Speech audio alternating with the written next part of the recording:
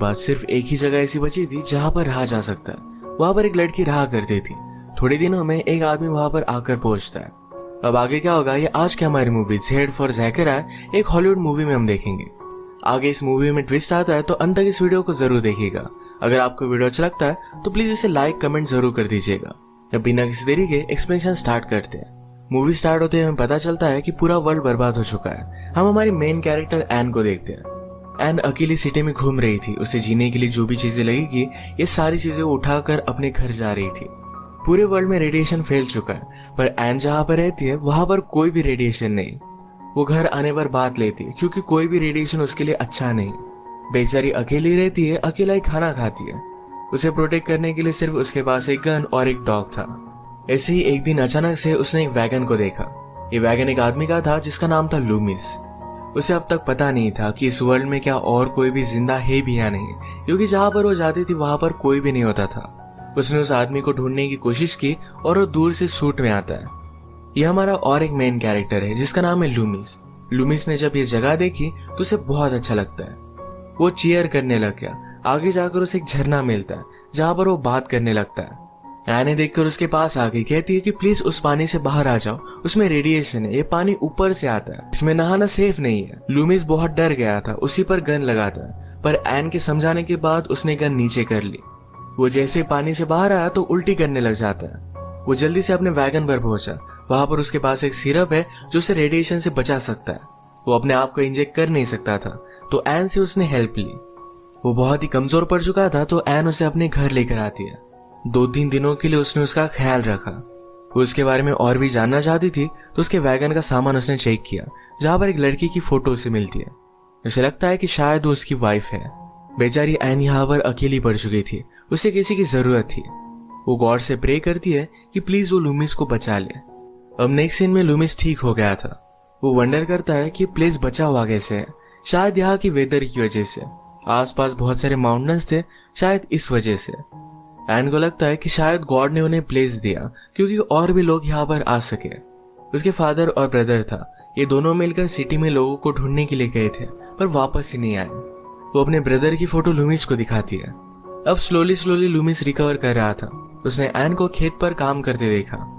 वो सब कुछ अपने हाथ से कर रही थी। लूमिस कहता है तुम्हें ट्रैक्टर वगैरह यूज करना चाहिए। एन कहती है उसमें कोई भी पेट्रोल नहीं। लूमिस कहता है कि मैंने वहां पर पेट्रोल पंप देखा था। एन कहती कि वो इलेक्ट्रिसिटी पे चलता है और यहाँ पर कोई भी इलेक्ट्रिसिटी नहीं है। लूमिस ने कहा तुम इसे मैनुअली भी चला सकते। एन फिर जाकर सब इंस्ट्रक्शन फॉलो कर ये पेट्रोल भर कर लाती। उसे बहुत अच्छा लगा था। रात में डिनर करते वक्त एन और लूमिस बात करते हैं। लूमिस कहता है कि जब ये सब हुआ तो मैं एक बंकर में था। रेडिएशन से बचने के लिए एक सूट पर वो काम कर रहा था। वो वहां पर अपनी पूरी लाइफ बिता नहीं सकता था तो इसी वजह से लोगों को ढूंढने के लिए बाहर आया पर बाहर कोई भी नहीं था। एन कहती कि तुम्हारी वाइफ कहाँ है, मैंने उसकी फोटो देखी थी। लूमिस कहता है कि वो मेरी वाइफ नहीं, एक जमाने में उसे वो प्यार करता था पर अब उसे बहुत टाइम हो चुका है। वो बिलीव करता है कि उस बंकर से वो निकला सिर्फ ऐसी कोई जगह ढूंढने के लिए। उसे पता था कि कहीं ना कहीं तो एग्जिस्ट करती है। अब अगले दिन ही फिशिंग करने के लिए गए। लूमिस को ये बहुत अच्छा लगता है। इस जगह के बारे में एन को उसके फादर ने बताया था। यहाँ जीने के लिए उसने जो भी किया था ये सारी चीजें उसने अपने फादर से सीखी थी। वो खेती कर रही है क्योंकि विंटर के लिए अपना फूड बचा सके। लास्ट विंटर में उसकी हालत बहुत खराब हो गई थी। वो कहती कि हम फिश भी स्टॉक करके रख सकते थे पर हमारे पास फ्रीजर नहीं है। जनरेटर था पर वो भी खराब हो चुका है। लूमिस कहता है कि मैं देखता हूँ। उसने चेक किया पर पूरी तरीके से बर्बाद हो चुका था पर जनरेटर से लूमिस को इलेक्ट्रिसिटी जनरेट करने का आइडिया आया। वो कहता है कि यहाँ पर पास ही झरना है, वहां से हम इलेक्ट्रिसिटी जनरेट कर सकते हैं। ये वो जाकर देख कर आया और इसके लिए बहुत ही ज्यादा एक्साइटेड था। इसे बनाने के लिए उसे वुड की जरूरत पड़ेगी तो सारी चीजें देखने लग गया। चर्च का वुड उसे पसंद आता है। वो चर्च का वुड निकाल कर सारी चीजें बना सकता है क्योंकि वो घर को तोड़ नहीं सकता। एन को ये बात गलत लगती है। वो कहती है हम गॉड का घर कैसे तोड़ सकते हैं, यहाँ पर हमें ये जगह मिली, शायद हमें गॉड की वजह से ही मिली हो। चर्च में एन के फादर पास्टर थे, उन्होंने ये सब बनाया हुआ था। फादर को याद करने के लिए सिर्फ यही एक चर्च है। लूमिस को लग रहा था कि उन्हें फिर से रिबिल्ड करना चाहिए, एक नई स्टार्ट करनी चाहिए, पर एन की वजह से इस बात को टाल देता है। अगले दिन लूमिस आसपास की चीजें देख रहा था। वो एक ग्रोसरी स्टोर में गया जहां पर वो ड्रिंक कर लेता है। एन उसे उठाकर घर पर लेकर गई। उस पर गुस्सा हो गया कि मैं अपनी चीज खुद कर सकता हूँ, मुझे तुम्हारी जरूरत नहीं है। वो जबरदस्ती उसके करीब आने लग गया था तो एन यहाँ से चली गई। अगली सुबह उसने रियलाइज किया कि उसने क्या किया है तो एन को सॉरी कहता है। एन जब चर्च में पियानो बजा रही थी तो उसे लगा कि लूमिस भी उसे पीछे से देख रहा है। वो मुड़ी तो वहां पर कोई भी नहीं था। लूमिस लकड़ियां तोड़ रहा था तो एन उसे कहती है तुम्हें अंदर आना चाहिए था। वो क्या बोल रही थी इसके बारे में लूमिस को कुछ भी पता नहीं था। रात में वो बहुत ही अच्छा सा डिनर बनाती है, ये थोड़ी सी वाइन लेते हैं।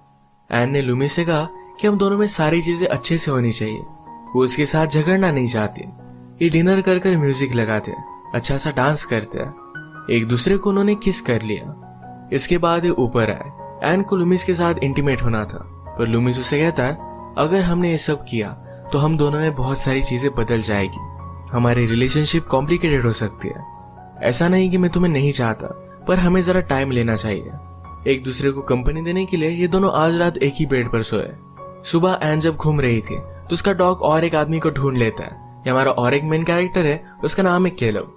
केलब ने एन को देखकर कहा कि मैं आपको तकलीफ नहीं देना चाहता पर अगर मुझे कुछ पानी मिल जाए तो बहुत अच्छा होगा। एन फिर उसे घर लेकर आती है। लूमिस तो केलब को देखकर पहले सस्पिशियस था पर बाद में उसे पता चलता है कि वो थ्रेट नहीं है। उसे पानी वगैरह देता है, आगे के प्लान्स पूछता है। केलब एक दूर की सिटी में जाने वाला था, उसे पता था कि वहां पर लोग जिंदा है। लूमिस उसे कहता है कि तुम्हारी बॉडी पर रेडिएशन है, थोड़े दिनों के लिए तुम्हें यहाँ आराम करना चाहिए। घर के बाहर ही वो टेंट करके रह सकता है। जब लूमिस और एन घर में आए तो एन उसे कहती है कि तुम उसे बाहर ही सुलाने वाले हो। उसे घर में बुलाना चाहती थी। केलब को अंदर बुलाकर उसे अच्छी सी रूम दी, उसे खाना दिया। केलब कहता है कि बाहर हालात बहुत खराब है। लूमिस ने कहा कि जब मैं वहां पर था तो एक लड़का मेरे वैगन के पास आया था, मेरा फूड वो चोरी कर रहा था। उसके पूरी बॉडी पर रेडिएशंस थे। मैं जब उसके पास आया तो उसने मुझ पर चाकू लगाया पर वो बहुत वीक था। मैंने अपनी गन निकाली तो उसने कहा कि प्लीज मुझे मार डालो। उसे बहुत ही ज्यादा पेन हो रहा था। मैं ऐसा कुछ भी कर नहीं पाया, उसे मरने के लिए वैसे ही छोड़कर आ गया। केलब कहता है कि जब यह सब हुआ तो मैं माइन में काम कर रहा था। हम 4 लोग थे। थोड़े दिन बीत गए और हम में से एक को वहां से बाहर निकलना था। हमने उसे रोकने की कोशिश की क्योंकि बाहर बहुत सारे रेडिएशंस थे। वो माना नहीं तो मेरे 2 फ्रेंड्स और उसमें फाइट हो गई। इस फाइट में उन सब लोगों ने एक दूसरे को मार डाला था। इनका लंच खत्म हो जाने के बाद केलब जो अपने रूम में था तो लूमिस एन से बात करता है। वो कहता है कि तुम उसे घर में क्यों आने दे रही हो। एन को नहीं लगता कि केलब उन्हें हर्ट कर सकता है। उसने लूमिस से पूछा तुमने मुझे उस बच्चे के बारे में बताया क्यों नहीं था।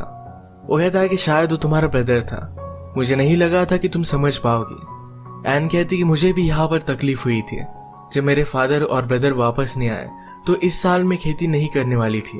वो इस तरीके से अकेला नहीं जीना चाहती थी पर जब तुम आए तो मुझे जीने का सहारा मिला। फिर से सारी चीजें करना मैंने स्टार्ट कर दिया।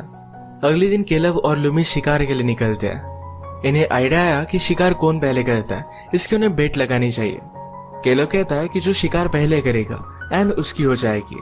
ये कहने के बाद वो हंसने लग गया पर लूमिस जेलस होने लग गया था। ये शिकार करते हैं और फिर आगे चलकर लूमिस किस तरीके से इलेक्ट्रिसिटी बनाने वाला है इसके बारे में केलब से कहता है। रात में डिनर करते हुए केलब ने एन से बात की। वो कहता है हमें चर्च को तोड़ देना चाहिए। लूमिस भी इसी के बारे में बात कर रहा था। लूमिस एन से कहता है कि मैंने ऐसा कुछ भी नहीं कहा, मैं जरा वेट करूंगा और फिगर आउट कर लूंगा कि विदाउट चर्च को टच किए ये सब कुछ कैसे बनाना है। केलब कहता है कि हमें जल्द से जल्द रिबिल्ड करना चाहिए। तो अगले दिन ये सब काम करना स्टार्ट कर देते हैं। एक दिन केलब ने एन को वॉक के लिए पूछा। केलब कहता है चर्च के टूटने के बाद तुम अपसेट क्यों थी। हमारा चर्च टूटा है पर हमारी फेथ अब भी यहाँ है। हम सब यहाँ पर जिंदा है ये सिर्फ गॉड की वजह से। पर लूमिस हम पर बिलीव नहीं करता, वो गॉड पर बिलीव नहीं करता। एन की सिर्फ हम में थोड़े से डिफरेंसेस है पर उससे कुछ भी फर्क नहीं पड़ता। केलब यहाँ पर एन को लूमिस के खिलाफ भड़काने की कोशिश कर रहा था। इन दोनों को वॉक से वापस आते हुए लूमिस देख लेता है। वो एन से कहता है कि अगर तुम्हें केलब अच्छा लगा तो मैं इस बात को एक्सेप्ट करने के लिए रेडी हूँ। मैं तुम्हें मेरे साथ रहने के लिए फोर्स नहीं कर सकता। एन कहती कि ऐसा कुछ भी नहीं है। वो बेचारी हर्ट हो गई कि लूमिस ने ऐसी बात की। अब ऐसे ही थोड़े दिन बीत जाते हैं। केलब और लूमिस कैसे इलेक्ट्रिसिटी जनरेट करनी है इस पर वो काम कर रहे थे। एक रात सबने मिलकर डिनर किया। डिनर के बाद ये सब डांस करते हैं। लूमिस ने आज रियलाइज किया कि एन से वो बहुत ही ज्यादा प्यार करता है। रात में सब मिलकर लेक के पास आए। स्विमिंग करते हुए लेक में एक बोतल डालकर उसे ढूंढने का वो गेम खेलते हैं। बाहर आने के बाद लूमिस ने एन से कहा तुमसे बहुत प्यार करता हूँ। एन को भी सुनकर अच्छा लगा। लूमिस आज बहुत ही ड्रंक था तो वैसे ही सो जाता है। एन भी ड्रंक थी और केलब और लूमिस के बीच में कंफ्यूज थी तो केलब के पास आ जाती है। वो आज रात उसके साथ इंटीमेट हो गई। सुबह ब्रेकफास्ट के वक्त एन के पास केलब आया। इन्हें देखकर लूमिस समझ जाता है कि कल रात इन्होंने एक साथ बिताए। काम करते वक्त लूमिस ने केलब से कहा कि अगर तुम नहीं आते तो हम इलेक्ट्रिसिटी जनरेट कर ही नहीं पाते।